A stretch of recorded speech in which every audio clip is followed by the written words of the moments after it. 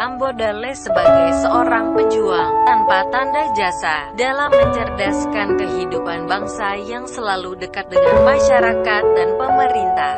Tidak selalu mulus dan menggembirakan, tapi kadang terkendala dan cukup menyedihkan, sebagaimana halnya ketika Kiai Haji Ambodale dalam perjalanan menuju Makassar dalam rangka mengurus pendirian perguruan tinggi DDI. Di awal perkembangannya, beliau diculik di desa Belang-Belang Kabupaten Maros oleh pasukan Darul Islam, Tentara Islam Indonesia (DITII) pimpinan Kahar Muzakar, yang sedang bergerilya menyusun kekuatan menantang pemerintah RI untuk mendirikan negara Islam dan mengambil basis pertahanan di hutan belantara, Sulawesi Selatan. Peristiwa yang menegangkan itu terjadi pada tanggal 18 Juli tahun 1955. Ketika itu mobil Kiai Haji Ambodale yang dikemudikan oleh Abdullah Giling, pembonceng setia dan sekretaris tertainya dicegat oleh sekawan tentara bersenjata lengkap yang tidak memberi kesempatan kepada Kiai Haji Ambodale untuk berbicara, langsung mengusungnya masuk ke hutan bergabung dengan pasukan Kahar Muzakar. Dia dibawa dari Maros ke daerah Luwu, di suatu daerah terpencil, yaitu di desa Rantebala, sebuah kampung di kaki Gunung Latimojo. Niat pimpinan Darul Islam, Tentara Islam Indonesia (DITII) menculik Kiai Haji Ambodale ternyata sudah lama. Mereka telah beberapa kali mencoba melakukan dengan menghadang mobil, seperti ketika akan ke Parepare dari Mangkoso beberapa waktu sebelumnya. Waktu itu Ibu Abdullah Giling yang menyetir.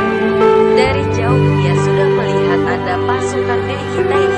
Tanpa komentarnya langsung memutar mobil dengan kecepatan tinggi untuk kembali ke arah Mangkoso.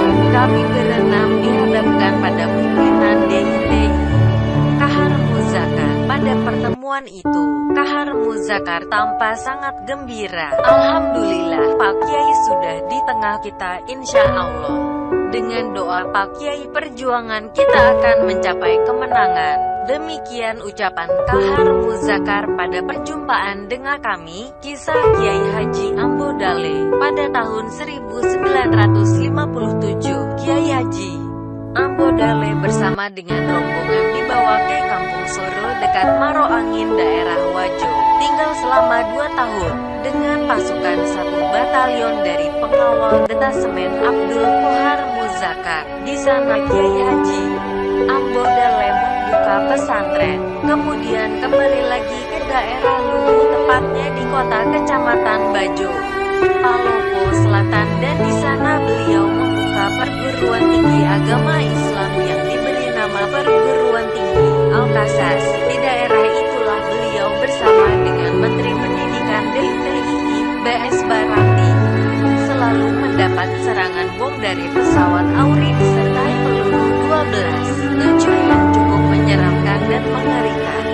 Di Bajo inilah Panglima Besar Revolusi Abdul Qohar Muzakar menyerahkan 2 orang putranya, Hasan dan Kuil, kepada KH Abdurrahman Ambodale untuk dididik sebagai santri. Berhubung karena daerah Luwu tidak aman, maka KH Abdurrahman Ambodale dibawa ke daerah Sumpakburungan, daerah Wajo atau wilayah Kecamatan Pitu-Panua.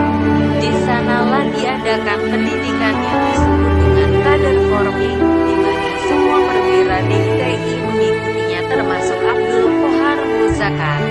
Di medan inilah tercipta beberapa pemufakatan tentang manajemen dan strategi perjuangan serta hukum-hukum Islam, termasuk di dalamnya bagaimana mengistinbat hukum dari Al-Quran dan Sunnah, hukum pidana dan hukum perdata serta hukum revolusi Islam yang kadang menghasilkan hukum mati, qisas, potong tangan, dan sebagainya. Di sini pula lah terjadi perdebatan yang sangat seru antara KH Abdurrahim Ambodale DKK dengan ulama lainnya seperti Marzuki Hasan, KH Maksum yang berpihak pada pendapat Abdul Qohar Muzakar dalam masalah poligami. Selama lebih kurang 8 tahun KH Abdurrahman Ambodale di hutan sebagai penasehat Kahar Namun akhirnya Andre Guruta sebagai ulama Aswaja merasa kurang cocok dengan pendapat Kahar yang tidak menghiraukan mazhab, terutama dalam memahami Qiyas.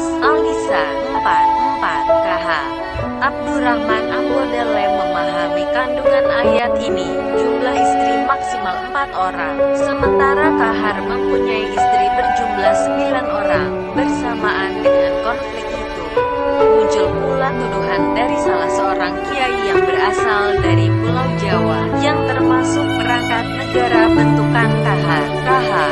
Abdurrahman Ambodale dianggap disusupkan oleh TNI untuk mematai-matai pasukan Kahar Muzakar. Lalu ia pun memungsikan Kahar Ambodale ke Sulawesi Tenggara. Pada tahun 1963 TNI di Sulawesi Selatan di bawah komando M. Yusuf memerintahkan pasukan untuk mengembalikan Kahar Abdurrahman Ambodale ke kota dalam keadaan selamat. Suatu saat di Belawai, wilayah Kecamatan Siwa Kabupaten Wajo, kami terpisah dengan pasukan yang mengawalnya. Saya mendengar suara pasukan yang berbahasa Bugis. Rupanya pasukan TNI yang dipimpin Andi Patonan. Saya bersembunyi di balik pohon, kemudian menyuruh salah seorang agar mendekati pasukan TNI itu bahwa kami ada di sekitar mereka, tuturnya.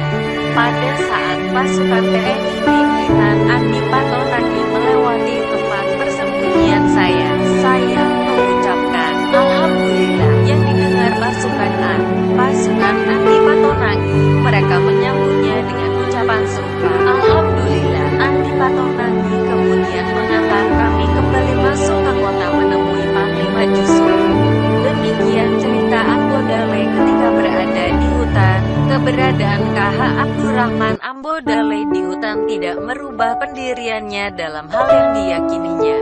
Ia tetap konsisten menganut dan mengembangkan ajaran atau mazhab Ahlussunnah wal Jamaah, meskipun ajaran yang berlaku di wilayah kekuasaan Kahar Muzakar adalah ajaran yang tidak menghiraukan mazhab. KH Abdurrahman Ambodale mencoba meluruskan bahwa laki-laki maksimal hanya boleh mengawini 4 orang istri. Namun Kahar Muzakar dan pengikutnya tetap mempertahankan keyakinannya. Dan kedua pendapat itu rupanya tidak bisa lagi dipertemukan selama berada di hutan bersama gerombolan Kahar Muzakar. KH Abdurrahman Ambodale lebih banyak mengisi waktunya dengan kegiatan pengajian. Ia pernah diangkat sebagai Menteri Pendidikan dan Wakil Presiden DIY oleh Kahar Muzakar. Bahkan, konon ia sempat juga memangku jabatan Presiden DIY ketika Kahar Muzakar sedang mengadakan gerilya keluar hutan. Selain itu memberikan berbagai fatwa agama, juga bercocok tanam dengan para pengikutnya. Guruta secara tekun memperdalam ilmunya melalui bacaan-bacaan yang berupa kitab-kitab dan terutama sekali Al-Quran, dan ia sama sekali tidak pernah ikut memanggul senjata selama berada di hutan. Sebagaimana anggota gerombolan DIY lainnya, selama 6 bulan pertama ia berada di hutan. Istri KH Abdurrahman Ambodale masih tetap berada di Parepare bersama putra pertamanya yang masih berumur sekitar 4 tahun, dan selama 6 bulan itu pula ia harus mengurusi dirinya sendiri. Setelah itu, anak dan istrinya disusulkan ke hutan.